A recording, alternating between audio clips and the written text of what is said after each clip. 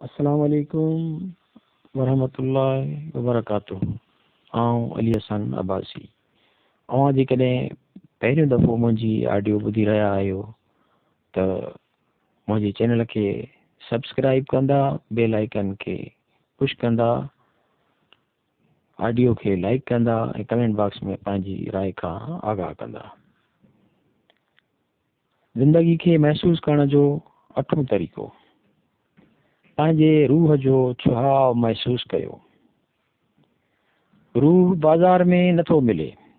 जे रूहानी या रूह लफ़्ज़ अव्हां वटि का नंढड़ी माना थो रखे त उन वक़्त जो सोचियो जॾहिं अव्हां खे महसूस थियो हो त अव्हां खां कंहिं वॾी शइ अव्हां खे चयो आहे। अचो ऐं उन ई हसीन अहसास खे वरी छुहण ॾियो। अखियूं बंदि कयो ऐं धरा थियो। पंहिंजो सॼो हथु पंहिंजी दिलि ते रखो ऐं पंहिंजो पाण खे चओ, मां रूह जो साहु खणां थो।